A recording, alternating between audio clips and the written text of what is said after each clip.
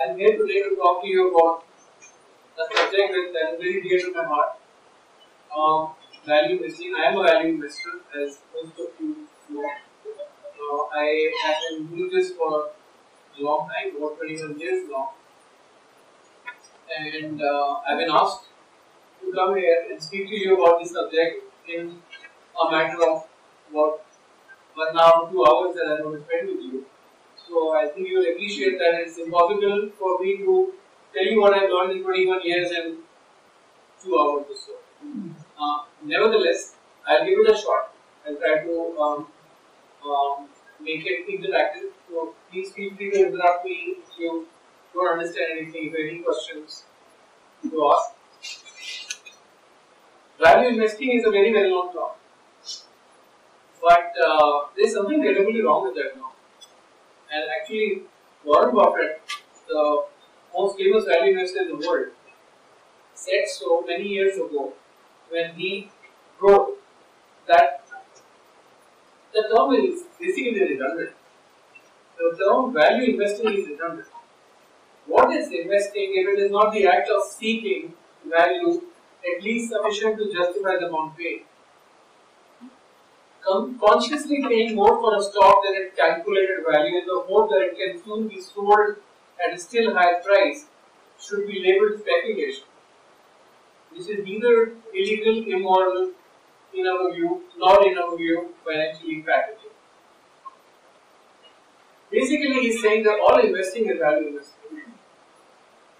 Nobody in the stock market who buys anything says that he's not buying value. He might be speculating, but I think everybody who buys anything, they believe that what they are buying is worth a lot more than the price that they are paying. So everybody thinks that they are value investors. And we all know that many of them are not value investors. So we need to understand what this whole thing means. And I rely on my teachers, and Buffett is one of my teachers, and his teacher is also my teacher. And since I am your teacher, so you got 3 teachers, this is Ben Graham, and he said, an investment operation is one which, upon thorough analysis, promises safety of principal and a satisfactory return. Operations not meeting these requirements are speculative. Now, what does he mean by that? When he wrote that back in 1934, that definition has not changed. But what did he mean by that? So let me stay on this slide for a few minutes and tell you what I think he meant by that. Notice that he uses the word investment operation. He doesn't say this is investing and this is speculating. He talks about an investment operation. An operation means that you are doing something, it's an act. You are buying something and you are selling something. You are buying today and you are selling it later. So it's an act over a period of time. So it's not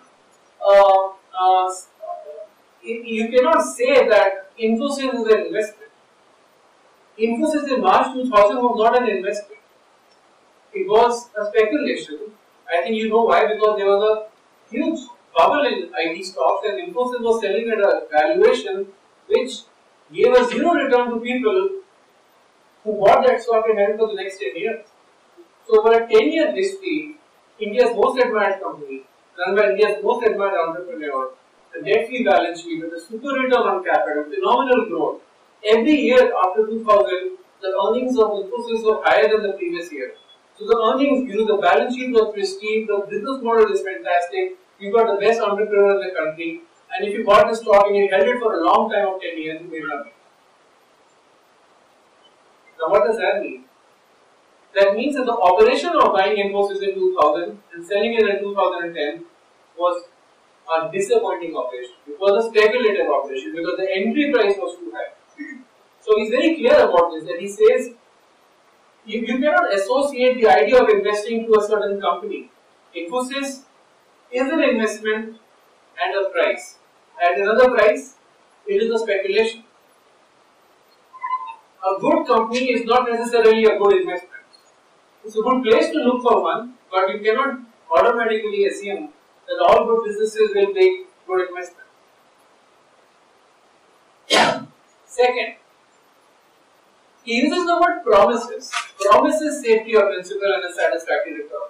So he's not talking about guarantee. There are no guarantees in this business. Investing, in a sense, he is telling you, is a probabilistic activity. So you have to think about odds. There are winners and losers. No commitment is made when there is an expectancy of a loss. So implicitly or explicitly, you are always thinking in terms of expected value tables. That if I lay out cash today, I might have a lot. The probability of a loss is so much. If I lose, then I will lose so much. And if I win, I will gain so much. And in the end, if you add up all the numbers, there is an expected return which is handsome, and therefore I will make the investment. Now, a lottery ticket, the operation of buying a lottery ticket doesn't produce an expectancy of a profit. We know that, of course. That the probability of winning is minuscule, even though the payoff is very large. But if you multiply the payoff with a small probability, and then when you add the probability of not winning and what you lose if you don't win, which is the ticket price, then the expected value is a negative number.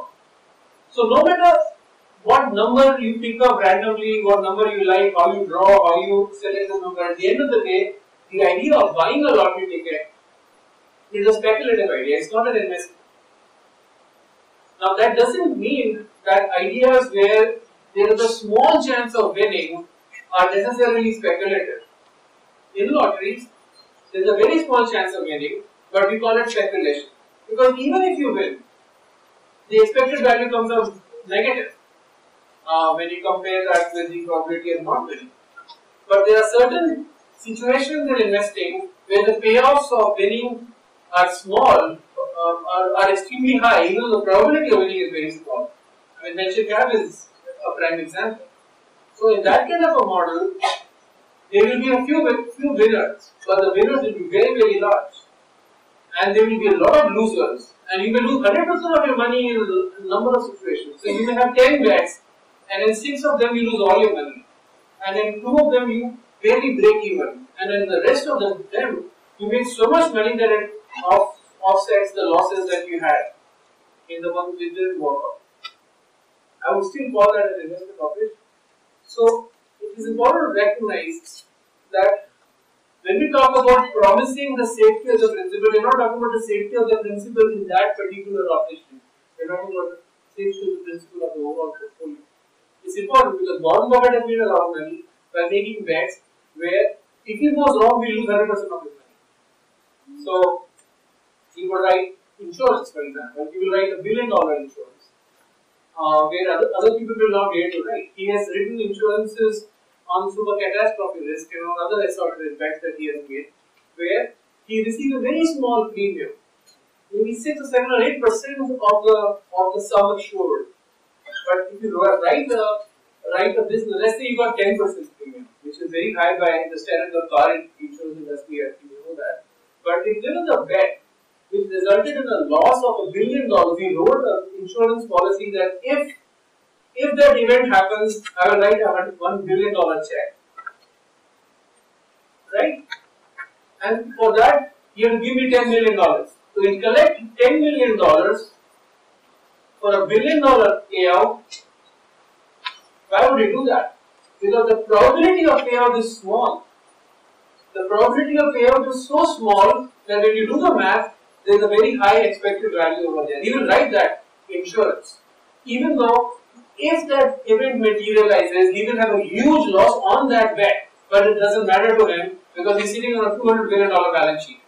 So even if he loses $1 billion on a single bet, it doesn't hurt him because he's got $200 billion over there. So he's willing to take chances where you are losing huge amounts of money on a single event and make small amounts of money most of the time because somebody is overpaying for it. That's value investing. So you have to keep that in mind that there is a difference between the idea of risk aversion and loss aversion. People are petrified of taking losses, and they shouldn't be, because there are many situations where you should be willing to take 100% losses if you can have 10,000% gains. The idea of making a 10,000% gain as opposed to having a 100% loss, if you had 20 such bets, would be a good bet to make. Would be a good system to have. That's investing. But if you put all your money in a single bet that gave you a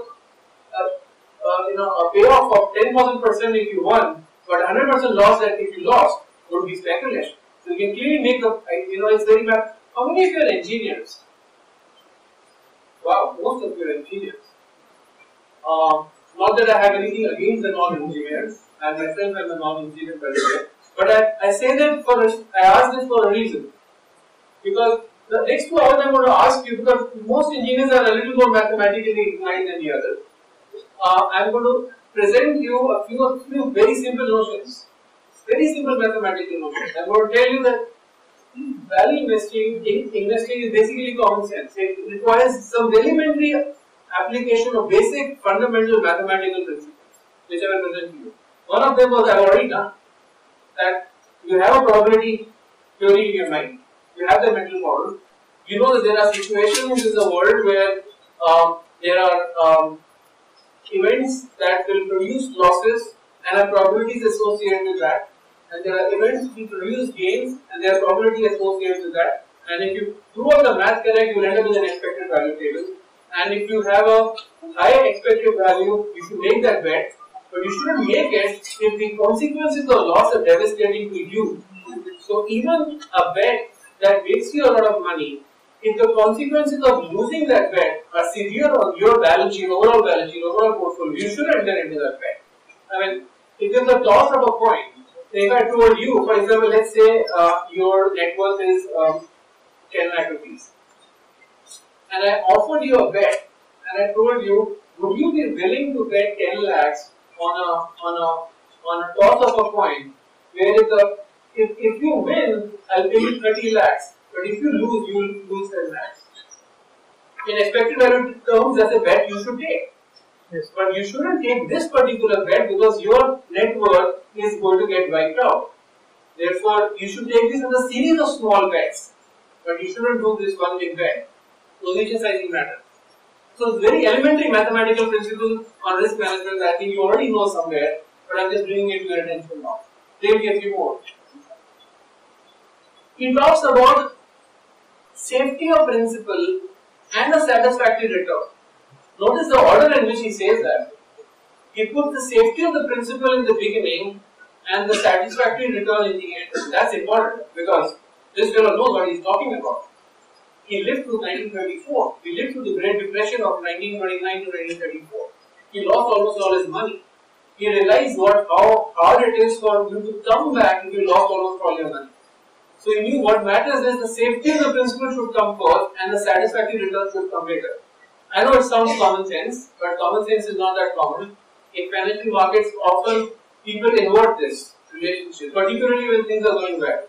Imagine when you're in a raging bull market, when everybody is making money, something like that is happening right now, as we all know. Then people start thinking about the return on their money instead of return of their money. How much money they can make this month, how much money they can make this week. And therefore they start thinking about, they don't think so much about risk, they think about returns. But when things are not going well, when the markets will turn and there will be losses, there will be speculative companies come to market and they will offer their shares and IPO opportunity to buy those shares. And when those decline 80 or 90%, then people will realize what a mistake they made. Then people will start to know the return of their money and not the return on their money. I think it's terribly important to recognize that if you are investing, you're always thinking about the return of your money before you think about the return on your money. You want safety. Again, you want safety at the portfolio level. Again, the point I'm making is you will lose almost all your money in a single commitment, and yet you might be investing because your overall portfolio risk is low.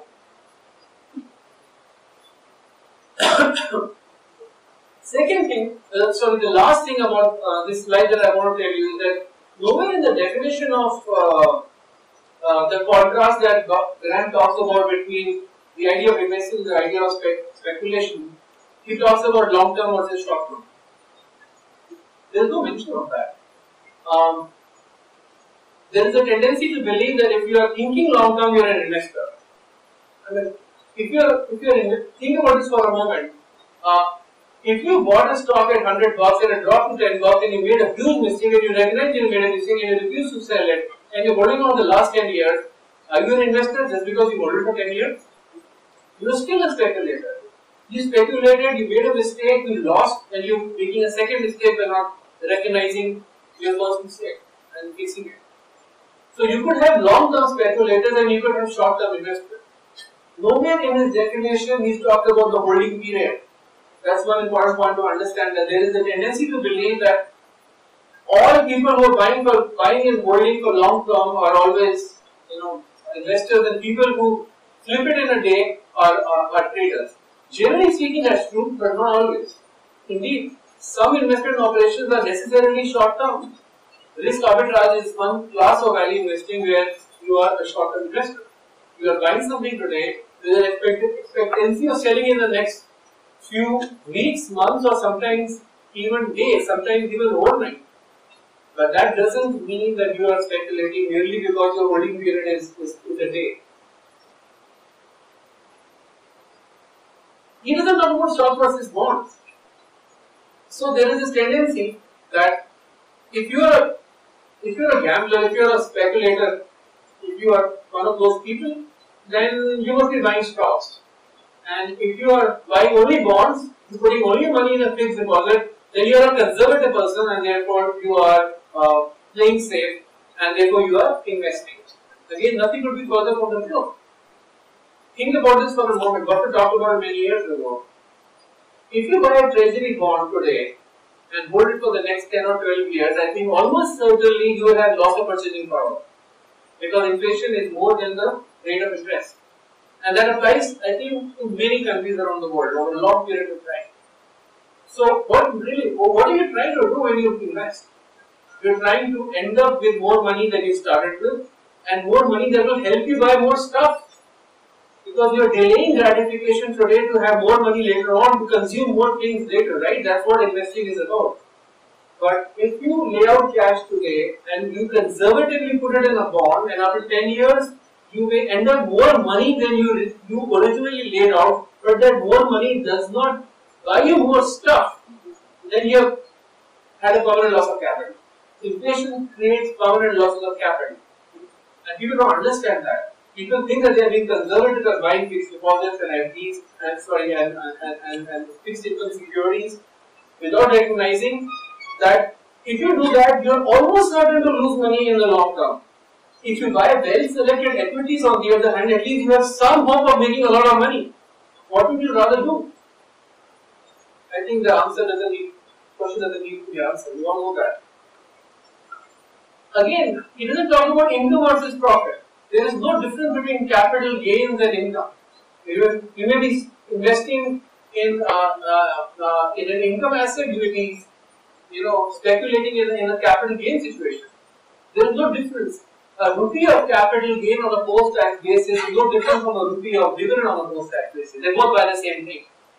So you don't try to think that, oh, I'm going to make a lot of money on this on dividends, they're going to be conservative. And I'm going to make no dividends on this one, and that is only going to be a long-term capital gain thing, therefore it must be necessarily speculative. Doesn't work that way. Lastly, he doesn't talk about leverage on your own money. Notice, he doesn't say that, well, if you are investing, you must invest your own money. And if you are speculating, you must necessarily use leverage. You could be an investor with cheap leverage. Indeed, some investment operations require the use of leverage, otherwise you don't make any money.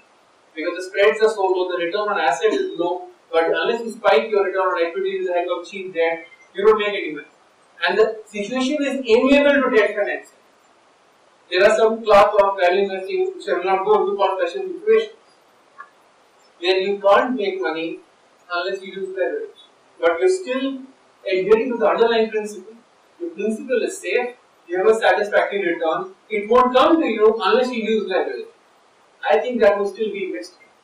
On the other hand, you will be investing your own money in a .com company without taking any leverage, because no bank will anyway give you leverage against a .com company back in the year 2000, and you're still speculating. So you could speculate with your own money, but you could be investing by using leverage. So again, notice that he really drills down to what really matters. Let's go move forward. There are three key principles of investing that I want to share with you, and they were articulated by Warren Buffett. He learned it from when Graham Ford, and he quotes him on a number of occasions. Principle number one: investors should look at stocks as a part of ownership of a business. And it seems common sense, but I see all the time people don't do that. They know the price per share, but they have no idea what the market cap. They don't know whether this is a 100 crore company or a 1000 crore company. They have no idea. But they know the stock price is 50 bucks per share or 70 bucks per share. They know the PE multiple, they know the EPS, but they don't know the aggregate market value of the company. They don't think in terms of aggregate businesses. They think in terms of stock being a piece of paper, a stock certificate, or an entry in your demat account. Underneath every stock and bond is a business, and you have to learn to think like businessmen and women. What does that mean? That means that even though you don't have the money, you have to imagine that you had a lot of money, and you were offered this whole company at this aggregate market value, which is the stock price multiplied the number of shares outstanding, the market cap. And you have to ask yourself the question, would I own this business at this price? And if the answer is overwhelmingly no, then you shouldn't buy 100 shares. You shouldn't buy 1000 shares. You shouldn't buy 10 shares. You shouldn't buy any shares in that business. And that's fundamental. It is not always followed. In fact, it is mostly not followed. It's a very simple idea. And people just don't do the basic math of figuring out how much is the total company selling for. So I'll give you an example. So Buffett gave that in 2000, I think in his 2001 AGM, we talked about this example. We talked about a hypothetical company.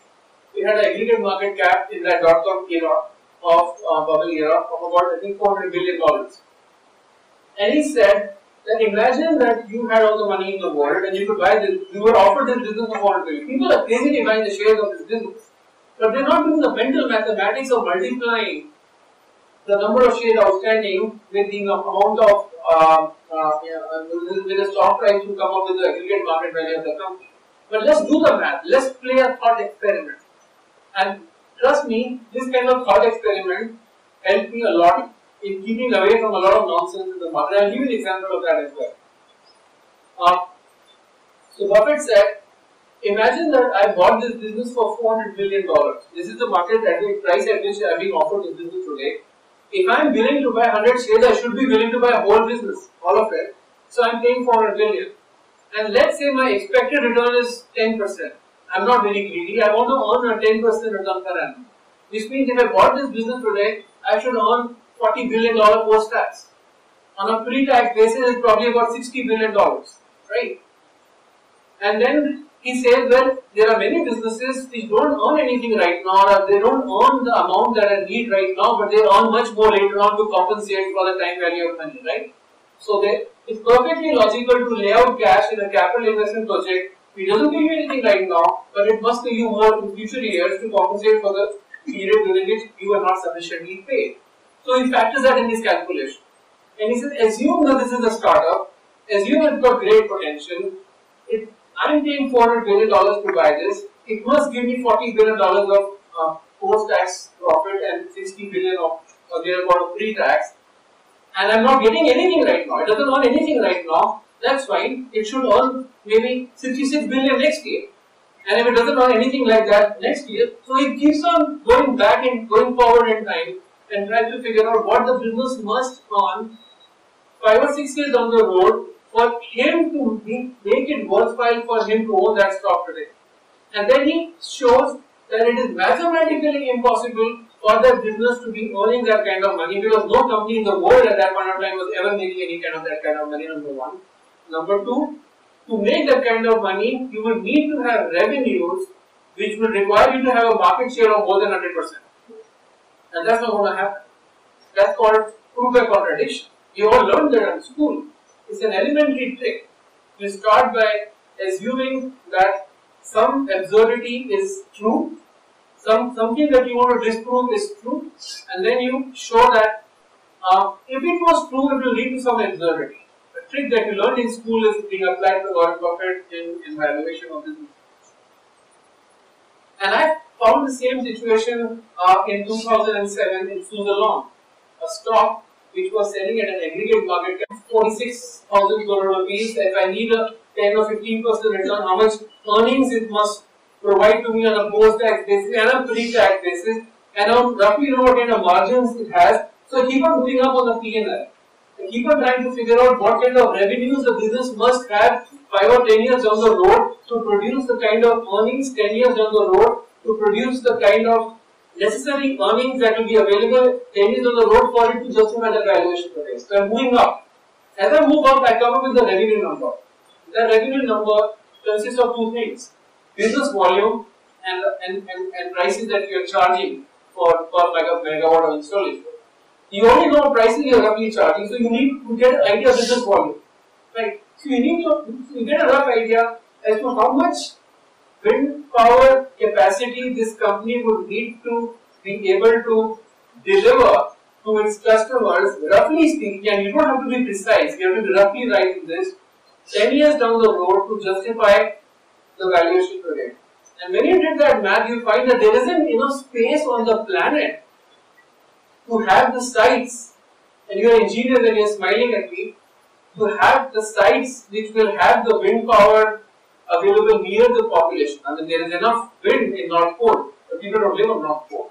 You may be living in the most, I mean, you may have a very windy part of the planet, but people don't live there. You have to have windy areas near where people live, and the best sites are taken first. So I'm talking about incremental revenues. I think you get the point here. Do not give up your engineering background. Do not give that up. These are very elementary principles. And Charlie Munger once said that you have to reduce a problem to a discipline which is more fundamental to your own discipline. Investing is social science, but you can apply very elementary mathematical principles and principles of physics and principles of engineering to effectively prove that something absurd is happening out there, and I don't want to be part of it. Suzlon dropped. In fact, it went up by another 50 or 70% before it dropped by more than 95%. At the end of the day, all stocks and bonds are represented by a business, and you have to think like a business. That was the first principle. Second, what was the second? Oh, I repeated this slide. Investors should look at market fluctuations in terms of Mr. Graham's Mr. Market example and make them your friend rather than your enemy by essentially profiting from folly, then participating in it. Now, in his book, The Intelligent Investor, Ben Graham came up with a metaphor of a fellow called Mr. Market. Let me explain what that is. Mr. Market is a person who is your partner in a privately held business. He's nuts. He is what Buffett subsequently called as semi-psychotic. He is either extremely delighted or is extremely despondent and suicidal. There are days on which he is extremely elated, he is very happy, he thinks only good things lie ahead. On those days, he comes to you and he offers to buy your stake from you at a ridiculously high price in that privately held business. There is no stock market quote out there.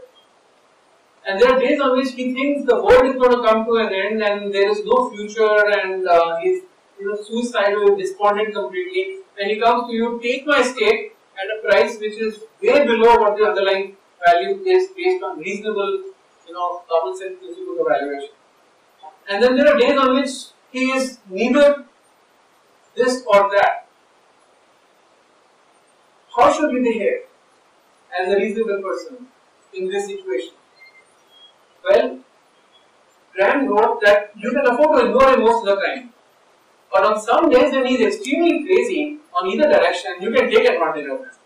And that's exactly the same idea that applies to buying publicly listed securities.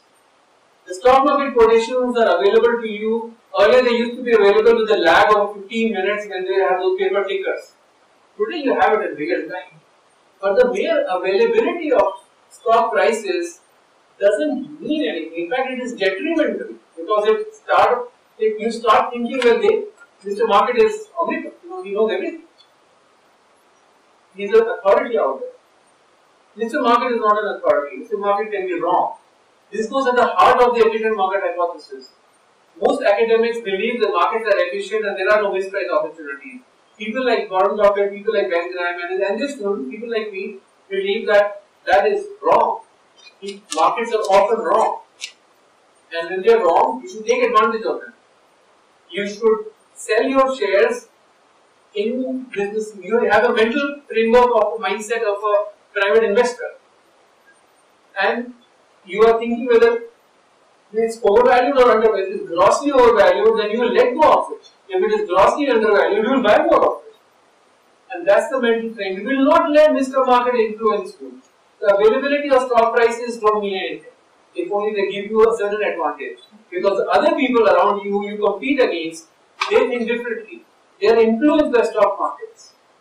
They are hooked on to CNBC. So you don't need CNBC, you don't need television, you don't need daily stock prices. In fact, stock market can shut down for the next 5 or 10 years and it shouldn't bother you.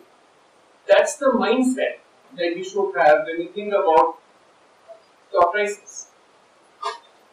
And the third one, which I will stick with for the rest of this class, is the one which matters a lot. It's about the idea of margin of safety.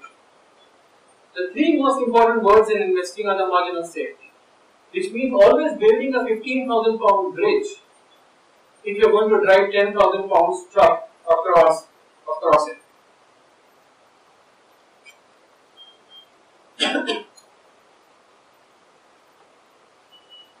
And it is, I mean, you're engineers and you understand this very well. When you build a bridge, you insist it can carry 15,000 pounds, but you only drive 10,000 pound trucks across it. And the same principle works in investing. He's talking about the idea of margin of safety. The idea is coming directly from your discipline. It is coming from engineering. We call it redundancy. And I'll quote Wikipedia on the subject. I think you'll be much more familiar with what I say now than I am, but I think I got the gist of it. Redundancy in engineering. Duplication of critical components of a system with the intention of increasing reliability of the system, usually in the case of a backup or fail-safe. In many safety critical systems such as fly-by-wire aircraft, some parts of the control system may be triplicated. An error in one compartment may then be outvoted by the other two. In a triply redundant system, the system has three subcomponents, all three of which must fail before the system fails. So you understand probability. You know that the probability of each one of failing, and there are independent probability. So all of them must happen before the plane crashes. Since one rarely fails and the subcomponents are expected to fail independently, the probability of all three failing is calculated to be extremely small. Elementary probability, right? The same logic applies in investing. Margin of safety. How does it apply? In many ways. So we have to talk about what are those various sources of margin of safety.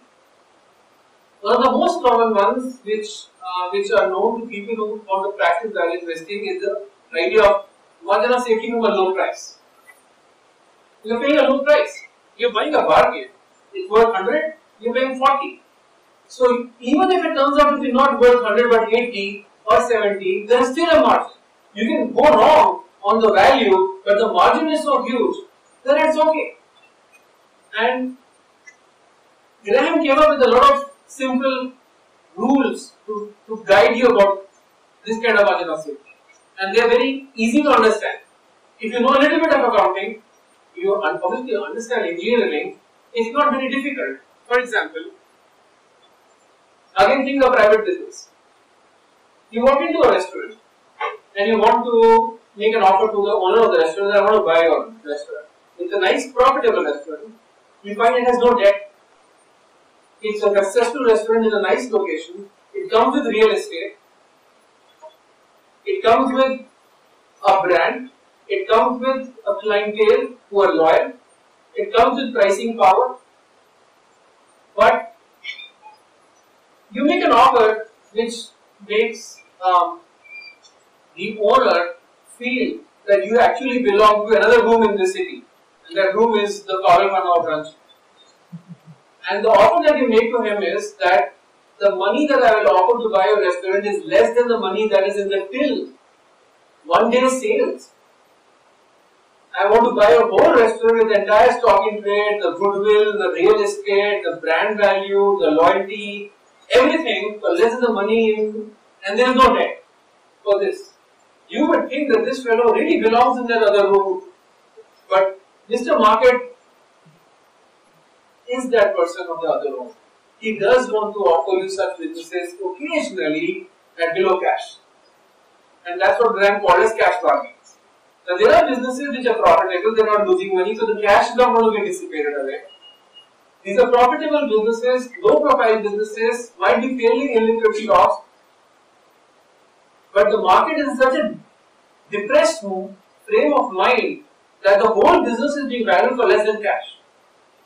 And there is no debt. So even if you want to buy this small business today and sell it off, you will get more than what you paid for. You will get way more than what you paid for. Now you might think this is such a ridiculous proposition, but he came up with a very simple notion that occasionally in the stock market you find such situations, and if you find such situations, then on a diversified basis you should try these situations. It's a very simple idea. It's a no-brainer. I mean, it's very hard to argue with such an idea, except that if you think a little more deeply, because you are using the notion of buying into a publicly held security which is selling below cash. Now you have to think the opposite. So what happens? How can I lose money in buying it? It is too good to be true. If I buy it, before I buy it, what can cause you to lose money? So let me give you a few illustrations where you might actually lose money when you do this. One, the guy who runs the company is a crook. You are buying a publicly listed security. You are buying half of 1% of the company and you own 65% of the company. He doesn't pay you a dividend. He has his daughter who is unqualified to do anything else to be on the on the payroll of the company and drawing a lot of salary. He has his son who is a complete incomplete to be the vice president of the company. They are drawing fabulous salary, and you can do nothing about it. It's perfectly legal, by the way. And therefore, you are a minority investor in a company, in a business which is run by a crooked person who has no interest in sharing the benefits of that business with you. Is it really irrational for a stock market to price that business at below fair value? I would argue that the market is not really irrational. But I would also argue that the market sometimes becomes extraordinarily irrational and prices are well below where it should be priced, even after considering the negative point that I mentioned. And that's where Grant said you should get it.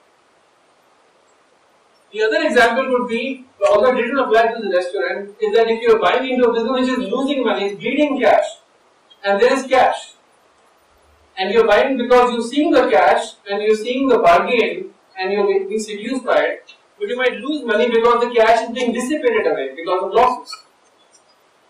So there could be 3 or 4 reasons why walking into these situations could be like value trap. There is value, but there is also a trap out there. So you have to be a little more careful. But the idea is that occasionally businesses do tend to sell at well below what they are worth. And when they do that, even if they are run by people who are not the most admirable people, buying them on a diversified basis and holding on to them for periods of time about 5 to 6, between 3 and 5 years, has in the past been a reasonably successful investment operation. And I think the best way to understand the idea of value investing using the concept of margin of safety as applied by Ben Graham is to actually go to a casino. So let's go to a casino.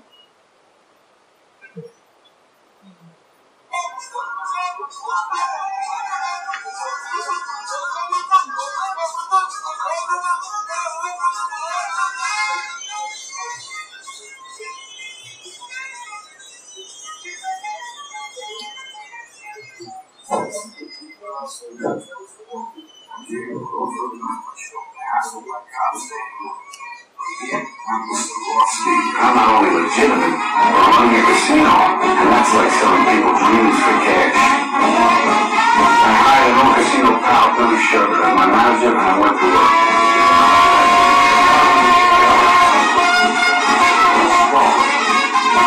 For guys like me, plus Vegas washes away his sins. It's like a morality car wash.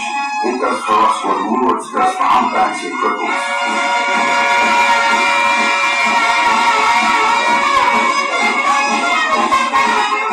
And along with making us legit comes cash. Tons of it. I mean, what do you think we're doing out there in the middle of the desert? It's all this money. This is the end result of all the bright lights and the count trips, of all the champagne and free hotel suites, and all the broads and all the booze. It's all been arranged just for us to get your money. That's the truth about Las Vegas. We're the only winners. The players don't stand a chance. Their cash flows from the tables to our boxes, through the cage, and into the most sacred room in the casino. The place where they add up all the money, the holy of holies, the count room. This is a scene from a movie called The Casino. You haven't seen it, I would recommend that you do. So why are we talking about value investing and casino in the same sentence? Well, let's look at it from the perspective of the theory of probability, which you're so familiar with. You all done this mathematics when you were in school. So here is a popular game in casinos called the roulette, and here is the not the wheel, but where you put your bets, place your bets. In American roulette, there are 38 slots in the wheel, numbered 1 to 36, 0 and 00. And the payout ratio, if you win, is 35 to 1. So let's do the math. If you bet $1 on your lucky number 8, and if the ball lands on number 8, you win 35 bucks, otherwise you lose $1. Right? Let's say you bet instead on 7, it doesn't matter. You wager $1,000 on a single number, say 7. The probability of ball landing on 7 is 1 on 38, that is 2.63%. The probability of your losing is 97.37%. And if you do the math, the NPV of that $1,000 bet comes to $52.63 negative. So it's a losing bet, right? It's a negative NPV. You shouldn't do this, right? But what's this got to do with value invest? A lot. Let me explain. Let's say you try to say, I want to spread the risk. I'm conservative. This is gambling. I don't like gambling. I want to invest, and I want to spread the risk. Let's say you spread the risk by putting 1,000 rupees on every number on the table. 0, 00, 1, all the way to 38. So you put your number 38, 36. Apologize, 36. 38 numbers. So what will happen if you practice diversification? If you practice diversification, you end up with the same result. You will surely end up with 1 win. You will end up with 37 losses. And if you add up the number, you find a very important principle that diversification does not work when the margin of safety is absent. There is no margin of safety. The margin of safety comes from the positive expected value, your negative expected value. Now, what this got to do with value investing? Let's invert the situation. Who is really the investor here? Let's think of the problem from the perspective of the casino operator, not us, not the gamblers in the room. Think about what is he doing. He is offering you a bet that if you were to diversify, put your money across the table, 1,000 rupees on each, if I was a casino operator, I was sure to win. I was sure to win $52.63. No matter what happens, I'm going to win. Right? In the earlier situation, there was a small chance that I might lose a big amount of money. But in the second situation, there is no way I can lose money. Right? So let's look at the problem from the perspective of the value investor in the room, the owner of the casino. Every bet has an expectancy of a profit, because if it is a loss-making bet from the point of view of the gambler, it's a profitable bet from the point of view of the operator. Even though some will eventually result in a loss. Second, you practice by diversification. Casinos want to have by diversity. They encourage active play. They love people who have these systems. That I will spread my money, I put in 3s and 4s, and I put in odds and evens, I put in blacks and reds, and so on and so forth. No matter what you do, you're going to lose. That's the absolute the mathematics of a casino, right? And the third thing that they do is they put a cap on max bet, position sizing. That no matter what, even if you end up in a situation like this one, even if if somebody puts money on a 7 and the ball lands on 7, I'm going to lose 35,000 bucks. I don't want to lose 35,000 bucks. Or I don't mind losing 35,000 bucks because my net worth is 3.5 crore rupees, it's very small. But I want to put a cap. I will not enter into a bet where the total payout is 3 crores or 4 crores or some such number that will ruin me. So there is no chance of a ruin. You will find that there is no casino out there who would allow you to have an unlimited bet out there. Because if that event happens, you don't want black swan event. You don't want to have a situation where you go all the way to zero. And that's effectively the principles of investing. You want to have an expectancy of a profit on every bet that you make. You want to practice diversification so that even if things don't work out well in some, they will work out well in the other one. Then overall portfolio, you're okay. And you don't want to end up with a black swan, negative black swan. And this particular chart, and the table below, I think little important. You really can't tell when somebody is investing or gambling until time has gone by. Because what appears to you to be as investing might actually be gambling. You can't decide based on how your performance looks like in the short term. But if you keep gambling in the long run, you go below the line. You will end up with losses. Luck will, kind of even out. But if you keep investing sensibly over long term, there will be divergence. That was the first part of the table, of the message of this slide. The second message of the slide is in the table below. The process outcome matrix. That you have outcomes and you have the processes that will create those outcomes, and you could have a good process that delivers a good outcome. We call that a deserved success. But you could also have a good process that produces a bad outcome. That's just really bad luck, bad break. That should not deter you. You may have acted smartly, but you may have ended up with the results that makes you look foolish. You should be willing to look foolish so long as you have not acted foolishly. It's very important. A lot of people don't do that. I gave the example of Buffett happily entering into an insurance contract where he will lose $1 billion, and if he lost $1 billion, he will look foolish. But he's not acted foolishly because he had an expectancy of a profit on that situation. He has taken care of the size of the bet being very small in relation to his overall portfolio, and he does many such bets, not just one.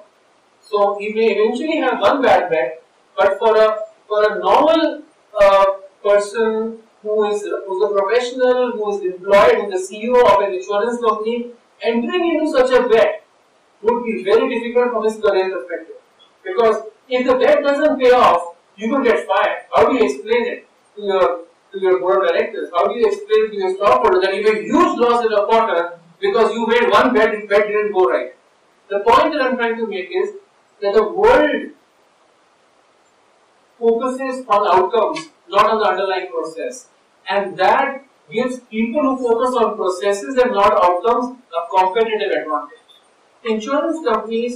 Typical insurance companies don't want to enter into that space, and that's why Buffett can ask for a $10 million insurance premium, which is way more than expected value of that bet. Because there are no competitors out there. Because they don't want to enter the space. Because the people who are contemplating entering the space are running away because they are loss averse. Buffett is risk averse but not loss averse. The two things are very different. He doesn't mind taking risks. So he doesn't mind taking losses so long as he has not acted in a risky manner. And when I say risky, it doesn't mean that you will not lose money. You will lose a lot of money on a single situation, but you will not lose money on the overall. Even if you have a huge loss on a single situation, it will not impair your ability to live and thrive. That's investing. And Buffett has created a competitive advantage for himself in that space. There are very few people in Super Cat and in these strategic bets that he makes. He's exactly exploiting other people's loss aversion. You may have a bad process and a good outcome. People will think you're a hero. And there are a lot of people out there who may be just, dumb luck. They are experiencing dumb luck, but it's only a matter of time when their luck will run out. Simple statistics tells us that. Simple career probability tells us that. And of course, if you keep on doing dumb things, time after time you'll end up with poetic justice. So I think it's important to recognize that people who focus on processes, not outcomes, and try to fix their processes if they are not right to get them to work properly are way better than people who don't focus on processes. Now let me give you the example of 4 businesses, which will provide you with some insights on how to think about business economics and how to think about valuation.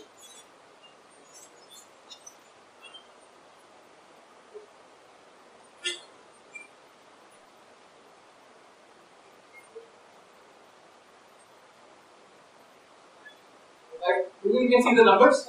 Yes. So these are 4 hypotheses. I'll go to fairly quickly in this. It's very easy to understand.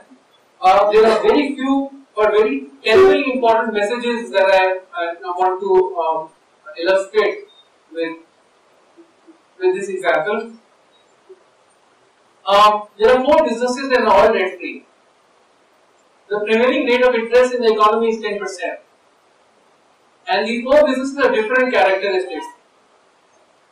A earns a return on net worth of about 6%, which is very mediocre because it's way below 10%. B is also a mediocre business. C and D are superior businesses. They earn much more than the going rate of interest in the economy. Let's say 1/4 of this class runs company A and 1/4 runs company B, and likewise for C and D. And you get paid 20% of management fee earnings to you as management fee. And I put that to illustrate the idea of perverse incentives in these businesses, in some of these businesses. And you guys decide the payout ratio. So A decides, the management of A decides to pay out nothing, the management of B decides to pay out everything, the management of C decides to pay out nothing, the management of D decides to pay out everything. I do this to illustrate the idea of pairs. So we create pairs, we compare A with B and A with C and so on and so forth, and we find that their outcomes are different, but we try to isolate as to what is causing the difference in the outcome, what causal factors are causing the difference. So let's do that. Let's start with A. We start with $100 of opening capital. Because you have a total earnings of 6%, you make 6% in year 1. You get paid $1.2 as management fee. Your net earnings is $4.8. You don't pay any dividends because that's your standard dividend payout policy. Your ending net worth is over 4.8, right? And you have 10 shares outstanding, and your EPS is 0.48.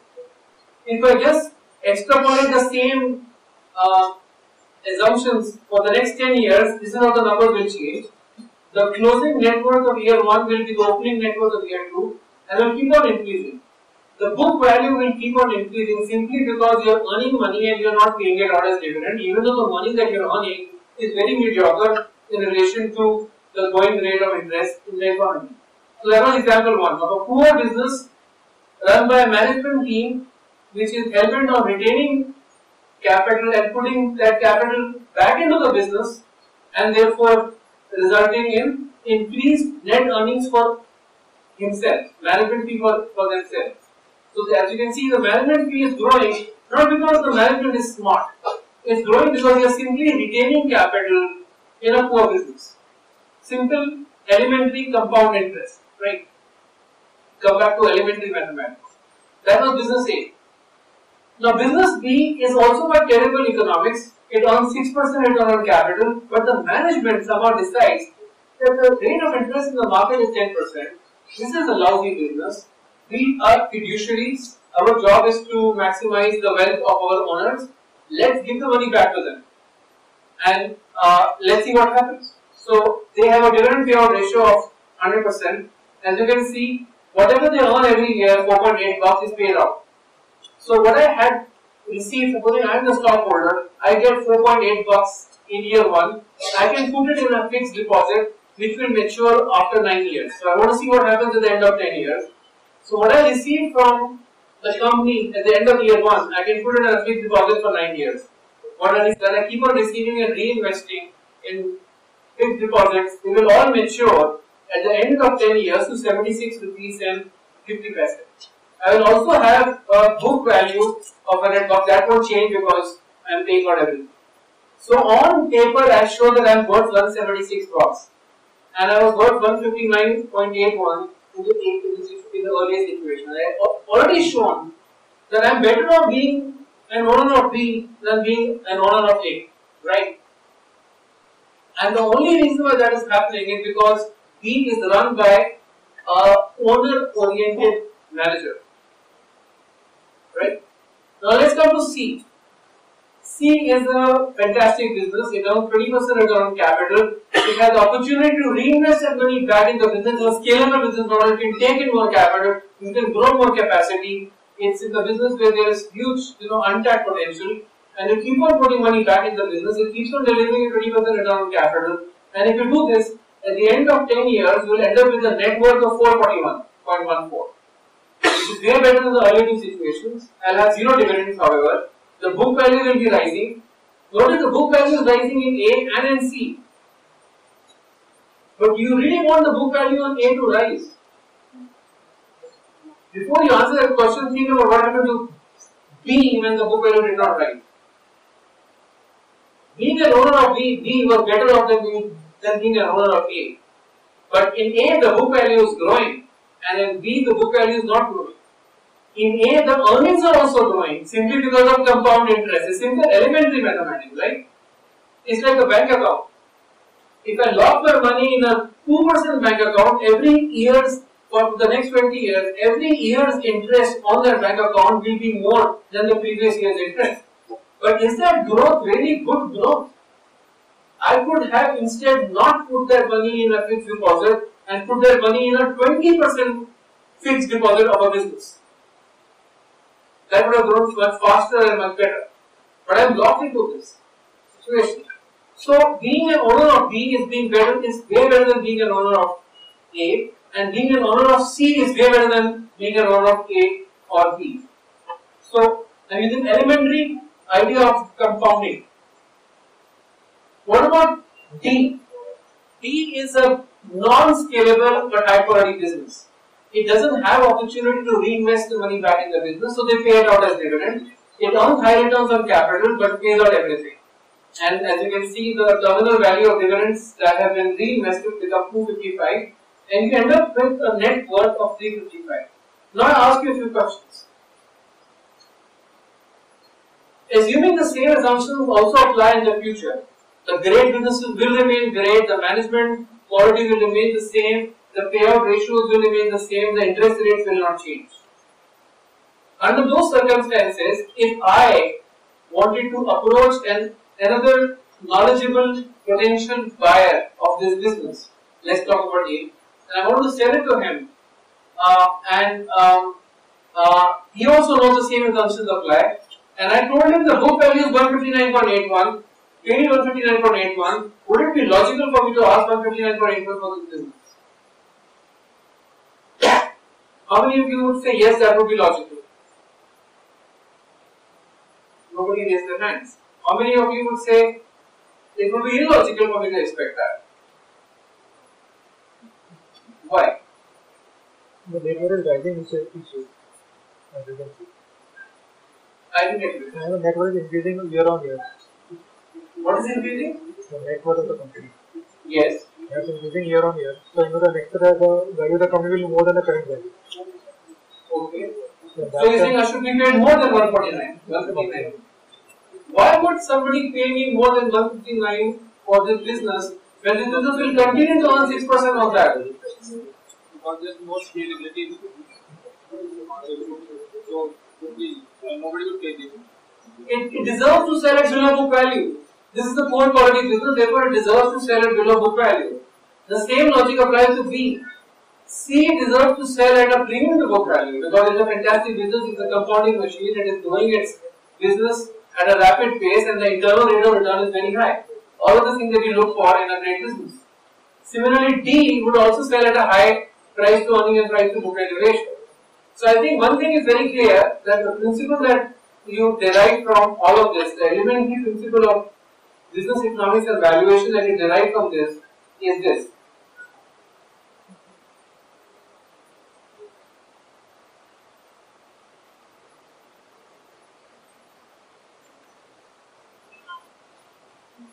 Assets are worth more than book value when they are expected to earn a return on capital employed which is more than market rates of return, and vice versa. If I own an asset which can earn 20% return on capital, in a world where the rate of interest is 10%, I can command a premium valuation. But if I own a business which earns only 6% return on capital, then clearly I don't deserve a premium valuation, I deserve a discounted valuation. Second, assets lost in the hands of a manager who thinks and acts in the interest of owners are worth more than identical assets lost in the hands of self-interested managers. We saw that when we compared A and B. B was run by good management, A was run by what we would define as poor and self-interested management. And we showed mathematically that you are better off owning B than owning A. Third, all growth is not good. There is good growth and there is bad growth. Good growth creates value, bad growth destroys it. We saw that when we talked about A and C. A was growing, C was growing. But A was growing and the internal rate of growth, the incremental return on capital was still 6%. C was growing and the incremental return on capital is 20%. And we know the growth of A was not good because you can compare it with the non-growth B and show that you are better off owning B than A. So in a sense, the growth of A is destroying value, whereas the growth of C is creating value. Fourth, quality matters. Leaving the question of price aside, the best business to own is one which over an extended period can employ large amounts of incremental capital at very high rate of return. Think C. The worst business to own is one that must or will do the opposite, that will consistently employ ever greater amounts of capital at very low rates of return. Think A. Buffett has elsewhere said that the worst business of all is one that grows a lot, where you are forced to grow just to stay in the game at all, and where you are reinvesting the capital at very low rate of return. He cites the example of the airline industry, for example. The airline industry has grown tremendously over the years, but most companies in that business, in that industry, don't make any money. There are strong reasons for that, and I will not go into the details, but I think roughly you already know it's a competitive industry. High capital intensity, a perishable commodity type nature of the product, negligible pricing power. A lot of things can go wrong in the industry. A lot of things must go right for the plane to take off. If one kind of stock goes on strike, the plane doesn't take off. And if people keep on offering all kinds of freebies, then you have to match it. There's all this intense competition in an industry of that quality results in very poor return on capital over time. It's also the industry with highest mortality rate. Most bankruptcies happen in that industry. So there are many reasons which go into the idea that growth in some industries is not going to create value. So don't get impressed by growth. But we saw C. We saw something fundamental happening in C. And what I want to tell you is that you're engineers and you know mathematics. You may not know a lot of accounting, but I just gave you very little flavor of it. But in the end, I'm going to tell you a lot of stories. In the end, it will just boil down to this. In the end, it will just boil down to the point that Mr. Buffett is making. That time is a friend of the wonderful business and the enemy of the mediocre. You saw how 100 bucks became 441 bucks in 10 years in the case of C. Right? And if you extrapolate it further, you saw there will be a breakout. What am I trying to tell you? I am trying to tell you an equation. A very simple equation. That if you combine compound interest with longevity, and if you combine it with a reasonable price, you got a secret sauce of making money in public securities. I'll come back to the equation again and explain that.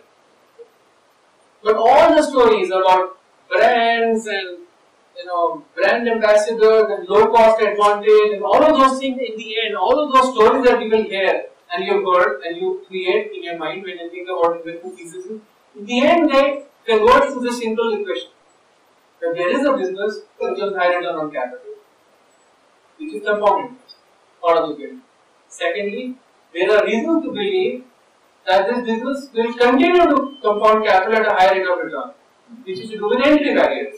which is to do with competitive advantage. It's all the stuff that you read in your other papers like Porter and other competitive strategies.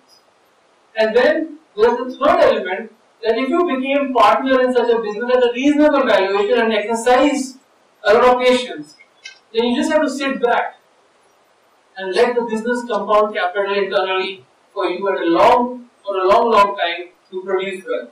Isn't that obvious? You know how compound interest works. I've already shown you that and you already knew that. I've not told you anything that you don't already know. Reasonable valuation, compound interest and longevity produces wealth. So quality really matters. Charlie Munger once said that if a business earns 18% on capital over 20 or 30 years, even if you pay an expensive looking price, you will end up with one hell of a result. And you know, I don't have to go into the Excel sheet again. I think you can visualize it.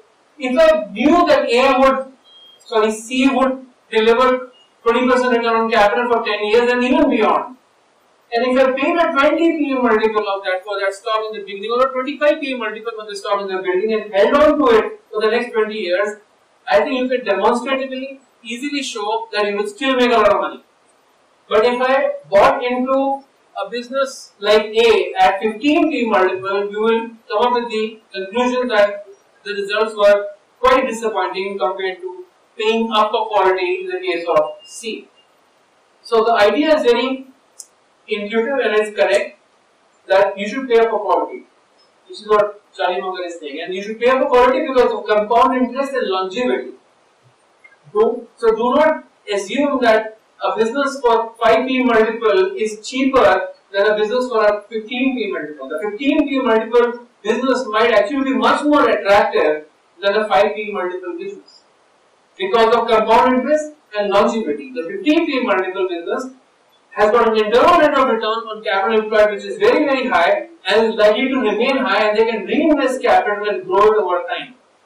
Therefore, the terminal earnings of that business are extremely high, and even if you apply a moderate multiple to those earnings, the money to be made by buying it at a reasonable multiple today and selling it over a period of time will be very, very high for you. I will give you some examples. And the fifth principle is that you have to have discipline. Price changes everything. You can't apply the earlier principles indiscriminately. You can't pay a 400 PE multiple for a wonderful company like Infosys in 2000 and expect to make a lot of money. So there are limits. You can overpay for things, and that's why the definition that the quote that Buffett said, leaving the question of price aside. What are the best business to own? What are the best business to own? But you can never leave the question of price aside. It's always a factor in the investment decision, right? So the elementary idea that there is a price that is too high for a great business, and there is a price which is so low that even a mediocre business becomes more attractive. Those are very good ideas. But I think what is important is to understand this equation. Everything in the end boils down to this for long-term investing in equities. Compound interest plus longevity plus reasonable price produces wealth creation. Now the key questions are, what produces the compound interest plus longevity? And what produces the reasonable price? So I have two explanations for that, and I will now offer them to you. Notice what is the meaning of compound interest? A high rate on capital, the ability to compound your owner's capital at a high rate of return, and then longevity means that you can do it for a long time, which means that you are doing something unique, which is in a capitalistic society hard to replicate. Logically, if I could make a lot of money in a business and the entry barriers were low, then I should not make a lot of money in that business after a period of time, right? If the markets are well functioning, if I am operating in a capitalistic society, then it's only a matter of time when high returns on capital will mean reward. That's a logical thing to expect, right? But what makes returns not mean reward? This is what Warren Buffett calls a moat. It's a very powerful metaphor. It's a metaphor which goes like this. That there is a castle. This is the moat around it, which is the water body. And the castle is that high return on capital business. And the moat is what protects it from a competitive attack. And management is working cautiously to make the moat deeper and wider, and management is throwing crocodiles and piranhas in it, and anybody who enters that moat is going to get killed. So people are not even enter, and the moat keeps on getting bigger and deeper. So the metaphor is that of a competitive advantage of an entry barrier. If you have that, then you have a sustainable, then you get longevity, right? So there are a lot of businesses which have castles but which have no moats. And there are businesses which have castles which have narrow moats or not so wide moats. And there are businesses which have castles which are like castles with deep and wide moats with piranhas and sharks thrown in them. And if you can find those businesses, and if you could pay a reasonable valuation for that, which is the third part of the equation, if you could do all of those three things, then all that you have to do is to sit back and let the power of compound interest and longevity create the value pyramid. It's very elementary. Let's see what creates that. So, capitalism is a lot like the honeybee situation. Now, there is this honey out there, and it's very sweet, and there are going to be a lot of people who want to have that. High return attracts competition, so unless there is a sustainable competitive advantage, returns on capital will be rewarding. Without a sustainable competitive advantage, businesses with high returns should see those returns dwindle as competition moves in. And companies with low returns see them improve as either they move into profitable lines of business or their competitors leave the playing field. But some companies are able to withstand the relentless onslaught of competition. What creates the moat? That's the question. Let's just think about it, and there are overlapping. There's no time to talk to you about in detail because I have lectures just explaining one of these concepts. But I think you will get the gist of what I'm trying to illustrate. So this is not necessarily an exhaustive list. These are models which are used to help you understand. 4 of them come from a wonderful book called The Little Book That Creates Wealth by Pat Dorsey. I would recommend you to read that book. It's a fabulous book. I think you should all read that book. And then there are other things that I've learned, picked up over the years, and this will keep on increasing. And there's not an overlap. So I'll explain to you what I mean by the overlap. I think it's very important to think about moats from the perspective of customers as well as competitors. So I'll come back, I'll keep on going to and fro between various slides. So one of them is intangible assets, which means brands, could be patents, could be copyrights. What is the meaning of that? I mean, you have got something which nobody else can use. If I have a chewing gum which is called the release chewing gum, then I own that. And if I own that brand, then I've got dominance. What does that brand do? How does the brand get created? Why do people pay more for a release chewing gum than for an unmarked or a little relatively unknown chewing gum? Why?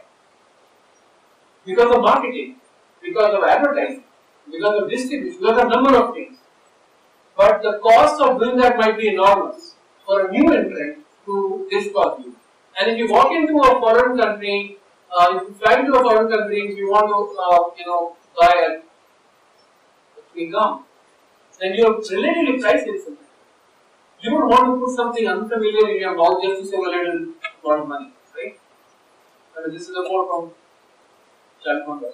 Your mouth is a very personal kind of place. You don't want to put some unfamiliar object in your mouth just because you're saving a little bit of money. So you pay a little money, and that money may be spread over billions of sticks of chewing gum that are sold every year, translates into hundreds of millions of dollars of extra earnings for release. So that brand creates everything. In the end, it's sugar and rubber, right?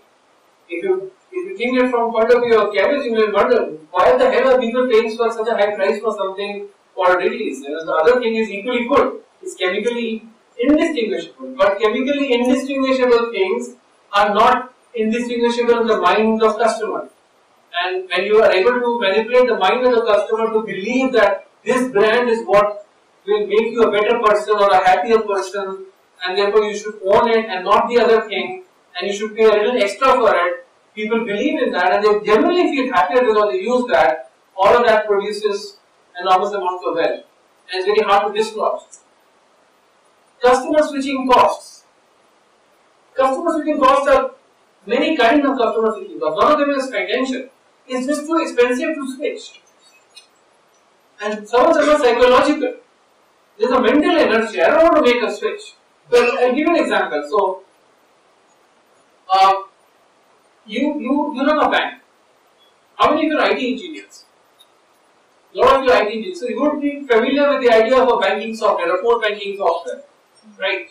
So let's say Oracle is the supplier of a core banking software platform, and your bank works on that. There are bank customers who work on that platform. Now, what is going to be the customer switching cost for the bank, for the customer? How expensive would it be for the bank to switch a vendor? If somebody else came up with a better mousetrap than Oracle, would you switch? Why would you switch? Why would you not switch? And you have these notions that people are unlikely to switch. Well, the best way to test that notion is to look at customer retention rate. How many of them renew their licenses? And you find that it's almost 100% in this industry. The only reason why you don't you switch is because you are merged into somebody else, and the other fellow said, "My IT system is better than yours." Shut up. The point is that there are some industries where customer switching costs are extremely high. That you have been able to get an entry into your customers' doorstep, and you have become they become your captive client. They are clients for almost for life. So customer switching costs are very high. Now think over here from the perspective of the fellow who has to decide once in a while that should they stay with Oracle or should they shift to Polaris, which is the competing software, Indian company. And interestingly, both companies in India came out with the same original City Group company. I don't remember the exact name. But Oracle went one way, OFSS, and Polaris went the other way. But what you find is very fascinating, that if you are the person who has to make the decision that should I stay with Oracle or should I go with Polaris, and Polaris people have come and made presentations, and they have demonstrated to you that their product is better than that of Oracle. And they provide to you that financially it's much cheaper. So financially it makes sense. Even then you will not make the switch. Why will you not make the switch? It's your call. Because if the call goes wrong, you are screwed. It's your career risk. So switching costs are often psychological. So you have to understand that there are often reasons why you end up with industries or businesses with extremely high switching costs, and those people who are creating that won't understand that, and they keep on increasing those costs. They keep on giving you freebies and add-ons and upgrades, and makes it very hard for you to make that switches. They make you go down a certain kind of a technology to switch technology platforms is not easy, as I think most of you know better than me. You have the idea of network effect. If you are all familiar, I'll use Ola app over here. It's a fabulous experience.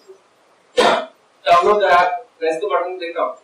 But the value of Ola, which is the network, basically it connects drivers with users, right? Or Uber, or for any of that matter, or for that matter eBay, or for that matter a stock exchange, or for that matter a mall. All of these things, what do? They connect people, or Shadi.com, or all kinds of new business models that are coming up, Airbnb. All of these things are essentially intermediaries who are connecting people, but the value of the intermediary goes up, the network goes up, as number of users increases. You know the network economics. You are engineers, you know the power of networks, how the value of a network increases as the number of users increases, grows exponentially.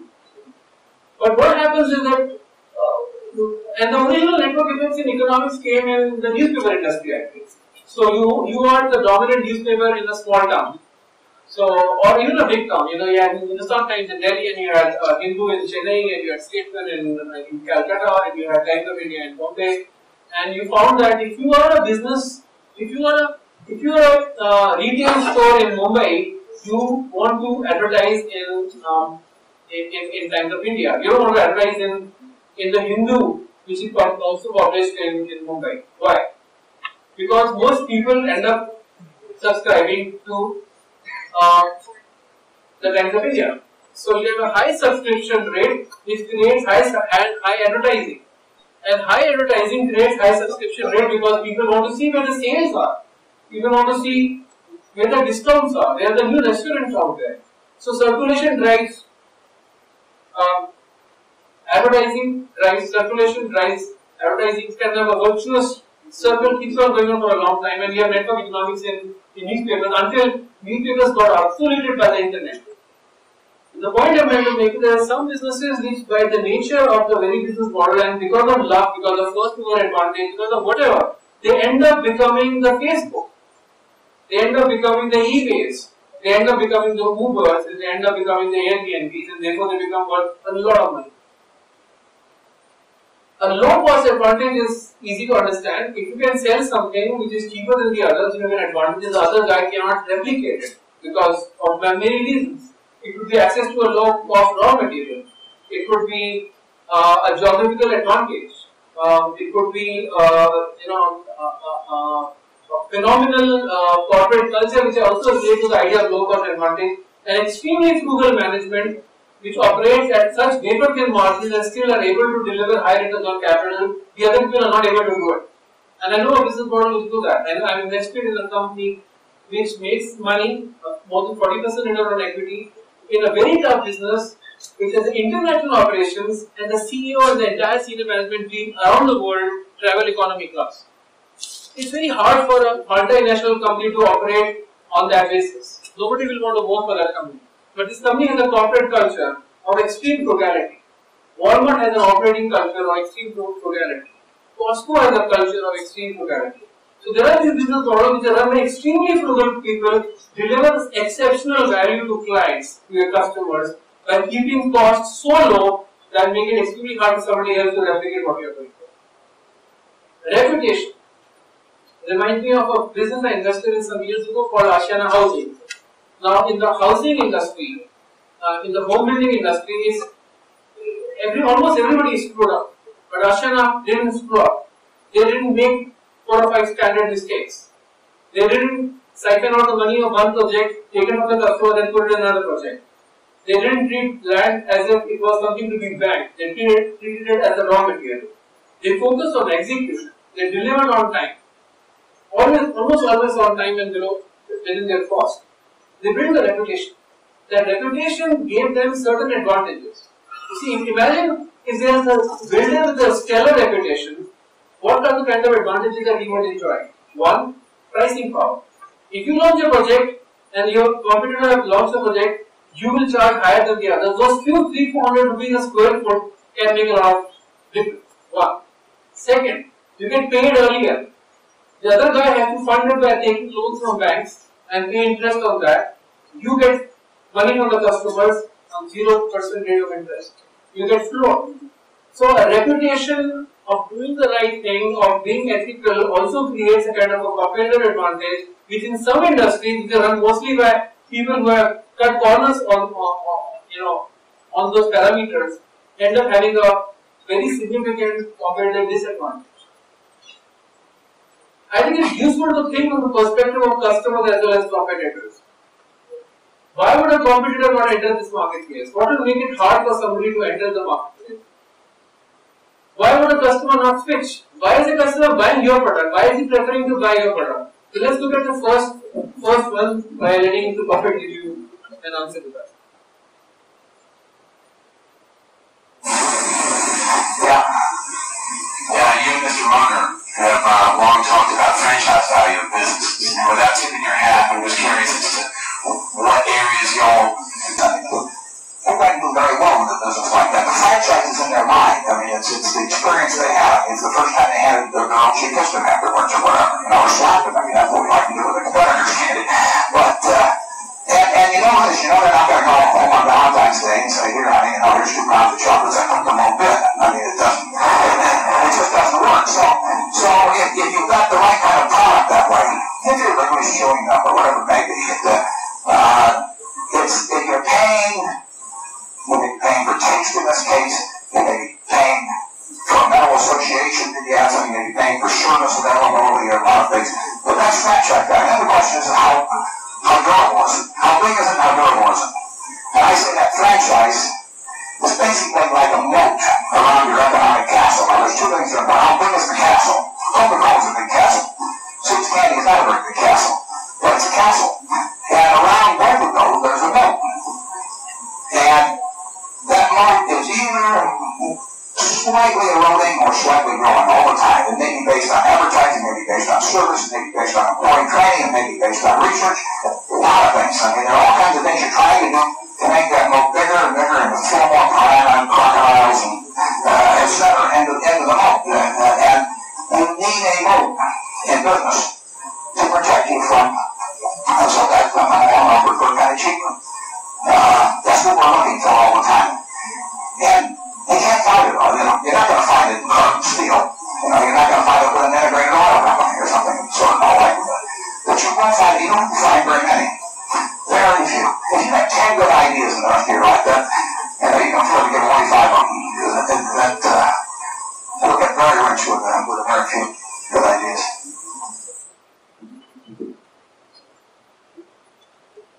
Buffett was trying to answer the question, why would somebody prefer to buy your product and not somebody else's product? And I cited here the various sources of competitive advantage. And I want to now explain to you how they kind of interlink with each other. So I'm going to give you some examples and I'm going to tell you how they link with each other.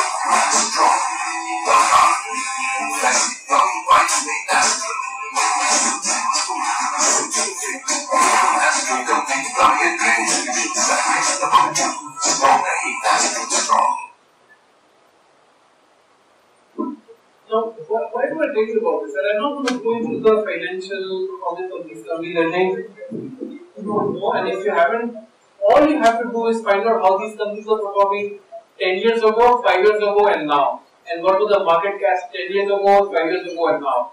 And almost all these companies between 50 to 100 and plus backers. All of these businesses have done three things.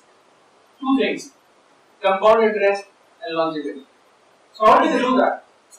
I think you already know part of the answer, but I want to add a little bit more to that. Let's go to the Pidilite case. What does Pidilite make? Fevicol. What is Fevicol? It's a chemical. But it's not just a chemical. It's a chemical that is used in, fixing one wood to another wood. Right? And most of the countries in the world, the guys who end up buying that furniture have no role whatsoever in deciding what adhesive goes in that furniture. Right? Pidilite has converted a B2B product into a consumer brand. And it's absolutely amazing. I mean, if you look around the world, there aren't very many countries out there in the world where something like that happens. Look at Asper. Pipes. Plumbing pipes. Turned into an iconic consumer brand. How?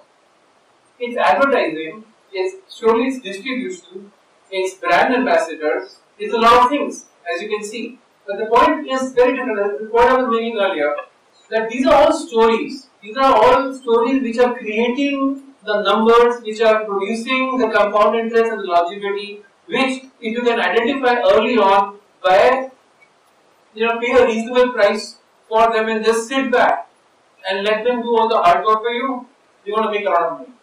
Let us go back to the point that I was making earlier. Go back to this list. Intangible assets. So you saw Pidilite, the Fevicol brand. Now, if you have an unmarked kind of an adhesive which was chemically identical, people will still buy Pidilite.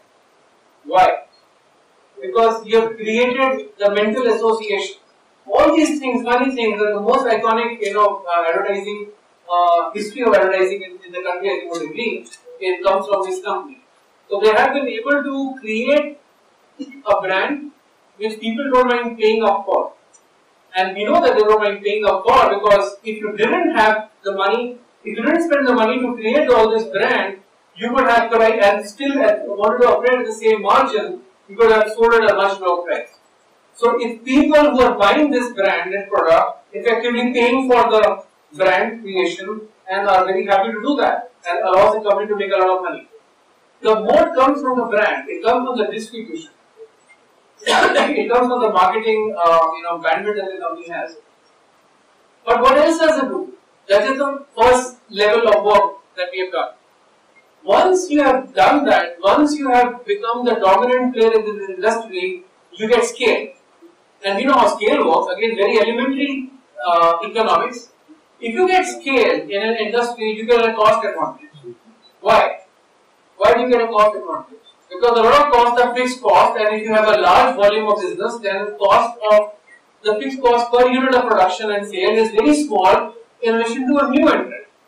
To illustrate that idea, think Relaxo. When I mentioned that, I have a blog. I would invite you to go and study in detail about why I like Relaxo. I and a few of my colleagues, looked at that company a few years ago, and one of my friends and I gave a joint lecture on that business 2 years ago in MDI, and the transcript of the lecture is on the website.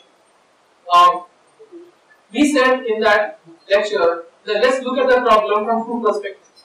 Let's look at this brand. They create the brand. They sell, at the time they were selling 100 million pairs of footwear at about less than $100 a pair, less than $2 a pair. So you are earning 35% return on equity, by selling 100 million pairs of footwear, flip-flops, for less than $2 a pair. Now, one thing is, from the point of view of the customer, why are people buying it? Because Salman Khan is telling them to buy it. I love Salman Khan. Salman Khan says that he buys this and he loves it, and he's telling me to buy it, so I should buy it. Very simple, holistic kind of reasoning, which creates the mental association between our love for Salman Khan and the brand loyalty. So people buy that. That is an easy one to understand. But what else does it do? It gives you scale. Once you get scale, you get certain advantages. What are the kind of advantages? Let's just think about the kind of advantages that Relaxo would enjoy because of scale. It's the largest non-leather footwear company in the country. Why have other people not entered the market? Why is it so hard? First, the price point. You are selling the damn thing for less than 100 rupees a pair. You are selling 100 million pairs, 10 crore pairs. Let's imagine, and a lot of the costs are fixed costs, like advertising, like these brand ambassadors. There were 3 brand ambassadors, each of them get paid about 4 or 5 crore rupees. If you amortize 15 crores of payout to 3 brand ambassadors over 10 crore pairs, you are paying 1.5 rupees per pair. Now imagine that a new entrant entered into the market and he said, I want to dislodge Relaxo. I will hire the same brand ambassadors.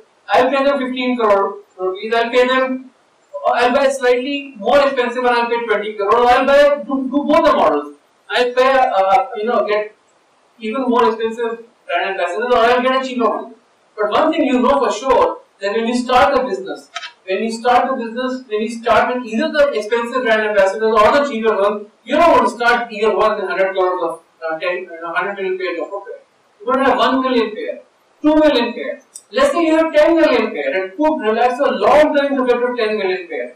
Let's imagine in 1 year you end up with 10 million pairs, and you have the equally expensive brand ambassador. 15 crore on 1 crore is 15 bucks per pair. The profit that Relaxo makes is 4 bucks per pair. You have to bleed money by getting into that business because the price point is so low. He's kept it low and he can charge a higher price. There is an equivalent company in Brazil called Havaianas, which started like Relaxo 30 years ago, more than 30 years ago. It sold its flip-flops as beachwear to poor Brazilians and gradually built a brand. Today the brand is the world's iconic brand in beachwear, footwear, and the cheapest same plastic, rubber footwear that you find in Havaianas stores and in Amazon.com, the cheapest one sells for $18 a pair. Same raw material. There are Havaianas pairs available on their site and on Amazon.com that boyfriends will buy for their girlfriend for $150 because they have Swarovski crystals in them. There is a pink one and a blue one and a different one a girl wants, one every week. And they've been able to do that by the same logic, advertising, but you get scared. Now, the point I'm trying to make is, by keeping prices low and still being able to earn a 35% margin, you achieve 2 things. You get poor people who were earlier buying unbranded products, but they see a Salman Khan movie, they feel a little bit like Salman Khan by buying that thing. They feel emotionally close to that person. They don't mind paying 100 bucks. 100 bucks is very small sum of money for even an Indian laborer to get. So people are moving away from unbranded to branded, and this is just one example of one company that applies in many industries. It's a pattern that is playing out. So people are buying branded products. Low price branded products sold in very large quantities provide companies like Relaxo scale advantages. It gives them the ability to generate cash to afford to hire a Salman Khan which nobody else can afford, because even if they could afford, they will have huge losses. So now you know the answer. Why are people not entering this market? And then you think about, well, how likely is it that they will enter the market over a period of time? And after all this growth, after being more than a 50 bagger, Relaxo today represents 5% of India's footwear market. So if you think about scalability, if you think about what Havaianas has achieved, there is a long runway ahead. So you're looking at longevity, you're looking at compounding. That was the basic idea which I talked about in the. And of course, when I looked at this stock originally, it was selling at less than 12 or 13 times only. I think it's important to recognize the the factors that create the stories, that create the numbers, that create the wealth. The factors that create the stories over here, and they may come in many combinations. You may have a brand combined with a low cost advantage. You may have a niche market where nobody wants to enter because it's too small, and somebody goes and builds a niche out there. And once you've done that, it's very hard for somebody else to enter. I think it's important to recognize that there are these basic building blocks, so to speak. I use that term, I think it comes to my mind. These are the building blocks. It produces the stories. The stories are accentuated and reinforced by people like you, done MBAs in marketing and all kinds of funky subjects, like finance, who go and manipulate the consumer into believing that you really should pay a lot of money for a glue. Your bathroom, pipes inside the wall, which you'll never see, should have astral written on that. Because Salman Khan fought with that pipe in a movie, and that means strength. So you have these wonderful associations that Salman Khan is strong, I love Salman Khan fought with the pipe and beat that shit out of that fellow, the pipe didn't break, therefore I want that pipe. But it goes further. The guy who is influencing the installation of the pipes that are sold by Astral are the plumbers. And this company knows how to use plumbers. I don't know if you know this, but this company takes thousands of plumbers for training. This company gives free movie tickets of Salman Khan movies, obviously, to these plumbers. And this company is able to show that if you use our pipes instead of the regular, pipes out there,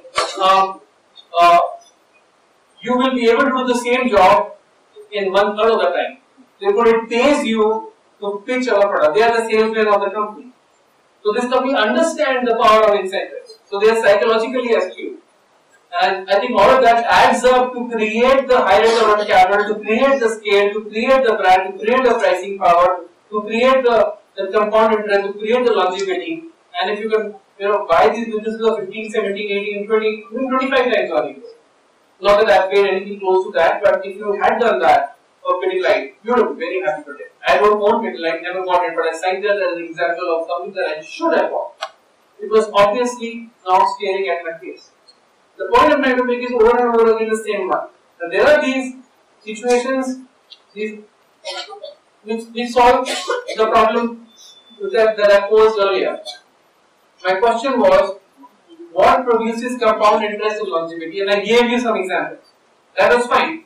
But what produces a reasonable valuation? Everybody knew that Pidilite was a phenomenal product. People wanted. People know about Relaxo. People know about so many other businesses which have done fabulously well.